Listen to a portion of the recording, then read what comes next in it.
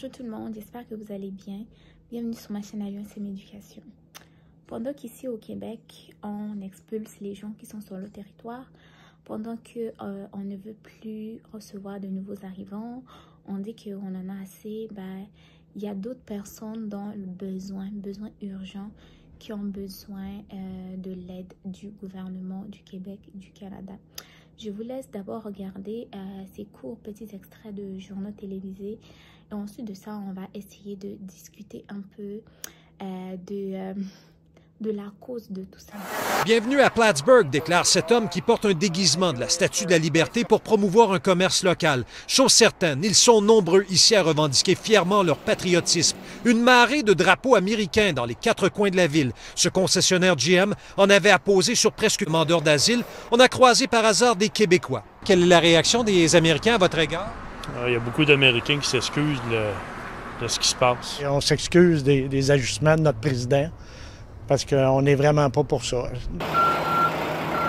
Vers 15 heures, on a eu une autre preuve concrète que le flux migratoire en direction du Canada a repris. Une douzaine de migrants, principalement des Haïtiens, seuls, en couple ou en famille, sont descendus de l'autobus. Ils ont récupéré leurs valises dans le but de se rendre à leur destination finale, Saint-Bernard-de-la-Colle, où ils demanderont l'asile. Est-ce que vous espérez demander l'asile au Québec, au Canada? Bien sûr que oui. Est-ce que vous en venez au Québec? Allez-vous demander l'asile? Certainement. Parce que je suis obligé. Qu'est-ce que vous pensez des politiques du gouvernement Trump qui demandent justement à des demandeurs d'asile de quitter avant le 24 avril? Je ne suis pas politicien, je suis prédicateur de l'Évangile. Des taxis les attendaient. Le coût semble abusif, entre 60 et 80 $ US pour à peine 30 minutes de route jusqu'à la frontière où ils seront accueillis par des douaniers canadiens. Avez-vous espoir d'être accepté comme citoyen canadien, québécois? Certainement, depuis mon enfance, j'aime le Canada. Monsieur, il ne reste qu'à vous souhaiter la meilleure des chances. God bless you. Yves Poirier, TVA Nouvelles, Plattsburgh. Guerline Joassin est une réfugiée et jeune maman d'origine haïtienne. Elle a parcouru une douzaine de pays avant d'atteindre le chemin Roxham. Des membres de sa famille aux États-Unis considèrent venir ici. J'ai deux cousines qui entraient en programme de président Joe Biden ont déjà reçu le lait de déportation pour quitter le pays.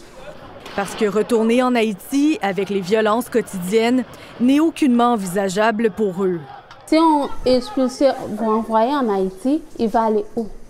Elle souhaite donc qu'ils la rejoignent. Même eux ont envie de venir. D'autant plus que son quotidien serait facilité. Guerline a 2 enfants, dont un bébé de 10 mois, et son congé de maternité est terminé. Je peux aller travailler, il va m'aider. Je peux aller travailler, mais ma tête aussi va être plus calme. Face à l'augmentation de demandes d'asile à Saint-Bernard-de-la-Colle, notamment de la part d'Haïtiens, François Legault rappelle qu'ils ne peuvent pas tous venir au Québec. Moi, je comprends, entre autres, les Haïtiens qui disent « je veux venir au Québec pour améliorer ma situation, la situation de ma famille ». Je les comprends là à 100%, mais c'est juste à un moment donné le nombre. Le pasteur Hérault Alphonse demande au gouvernement de faire preuve de clémence. Parce qu'il y en a qui ont traversé le Brésil, le Panama, qui sont arrivés au Mexique, qui ont laissé le Mexique pour arriver aux États. Croyaient que c'était la terre promise, je dirais. Mais là, ils sont vraiment mal pris. Après avoir visionné ces 2 extraits, en fait, ce que j'ai à dire, c'est que, premièrement, l'immigration aux États-Unis, là, c'est n'importe quoi. C'est n'importe quoi dans le sens où il n'y a aucune stabilité, ok? Que tu immigres avec un statut de résident temporaire ou même un statut de résident permanent, même avec un statut d'immigration dans le cadre d'un programme humanitaire, là, c'est jamais coulé dans le béton aux États-Unis. Au Canada, c'est pas la même chose. Au Canada, lorsque tu immigres avec un statut de résident temporaire, c'est là où il y a un peu plus de... C'est là où on marche un peu sur les œufs parce qu'on ne sait pas si notre permis va être renouvelé ou pas, notre permis d'études ou permis de visa visiteur, peu importe. Mais lorsque on immigre au moins avec la résidence permanente, on est sûr que même si le parti au pouvoir change, nous, on n'a pas à être inquiété parce qu'on ne perdra pas notre résidence permanente à moins qu'on ait commis des délits avec la justice. Ok, de ce côté-là, on comprend. Mais alors qu'aux États-Unis, là, un président va voter, je sais pas, des réformes, il va dire que oh, je vais accueillir 500 000 personnes dans le cadre d'un programme humanitaire. Ok, ces personnes-là arrivent, commencent leur vie aux États-Unis d'une façon légale parce qu'ils ont immigré dans le cadre d'un programme gouvernemental. Ok, du jour au lendemain, il y a un nouveau président et lui, il décide d'annuler le programme qui a été mis en place par son prédécesseur. Au Canada, ça se fait pas. La personne a immigré avec un statut qui est valide, la personne reste avec son statut valide. Si avec un statut de résident temporaire, mais là, il y a les règles qui vont changer. Soit pour avoir la résidence permanente, il va désormais faire ceci, cela. Mais lorsque on est déjà là avec la résidence permanente, on est déjà là.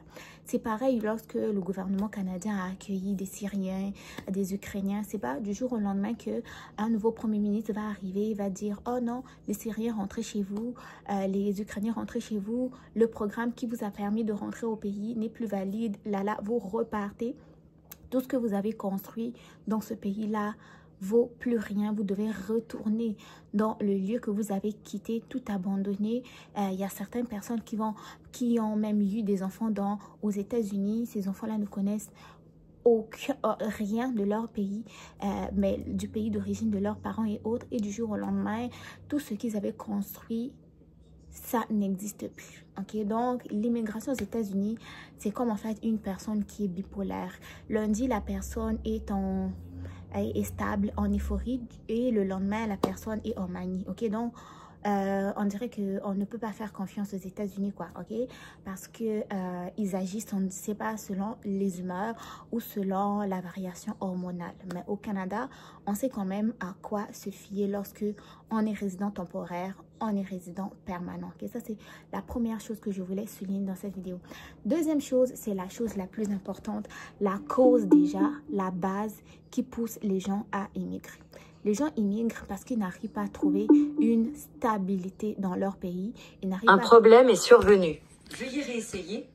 Bon, les gens immigrent parce que ils n'arrivent pas à trouver des opportunités dans leur pays, une stabilité dans leur pays, la tranquillité dans leur pays, la paix dans leur pays, parce que, vous savez, les politiques, les gouvernements ne pensent qu'à eux et pas à la population. Pourquoi? Parce que si tout était mis en place pour garder la population dans nos pays, ben, personne ne ferait la file, la queue pour aller demander l'asile. Personne ne ferait 10 à 11 ans dans les procédures d'immigration pour immigrer dans un autre pays. S'il y avait des opportunités, ok, si les opportunités étaient offertes selon les compétences de tout un chacun de nous, personne ne se retrouverait en Occident. Si au niveau des pouvoirs, ok, on respectait la démocratie, personne ne se retrouverait en Occident. Si tu gagnes ton élection, les autres respectent les résultats. Tu as perdu, tu acceptes les résultats. Personne ne serait ici. Si avoir un travail, c'est selon tes compétences, expériences dans nos pays, personne ne serait ici. Pourquoi? Parce qu'au pays, des fois, il faut être pistonné.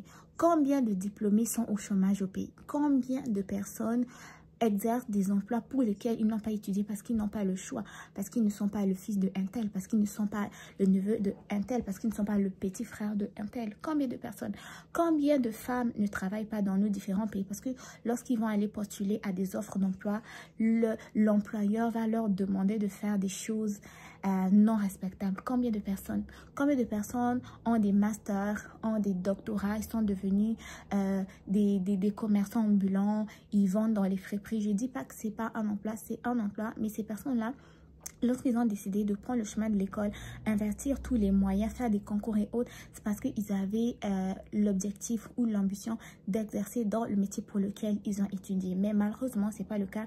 Et surtout, l'instabilité qui est dans notre pays, c'est tout ça qui pousse les gens à immigrer. Okay? Quand les gens vont immigrer, ils viennent en espérant avoir une vie meilleure. Certaines, en fait, n'ont pas le temps vraiment de se préparer comme il faut. La seule chose il faut se sauver, il faut se protéger. On n'a pas le temps de réfléchir, il faut partir, on va tout apprendre une fois arrivé là-bas. Et malheureusement, des fois quand ils arrivent, le clash est très très grand. Donc, la solution à tout ça en fait, c'est que nos gouvernements tirent des leçons de ce qui se passe en Occident, qui portent un peu cette fierté-là aussi de se dire, moi je veux garder mon peuple, ma population chez moi. Je veux que d'autres personnes aussi aient l'envie d'immigrer dans mon pays, que plutôt me retrouver avec la moitié de tous les professionnels, de presque tous les domaines qui veulent aller travailler à l'étranger. C'est pas normal. C'est pas normal si un gouvernement forme plus de 1000 médecins, plus de 2000 infirmiers et qu'il ne reste même plus le quart de ces professionnels là dans le pays. Tout le monde veut immigrer, c'est qu'il y a un problème. Donc, cher gouvernement, réfléchissez comme il faut. Et à toutes ces personnes là qui disent mais n'immigrez pas, revenez pour construire le pays. On va revenir construire le pays dans quelle instabilité?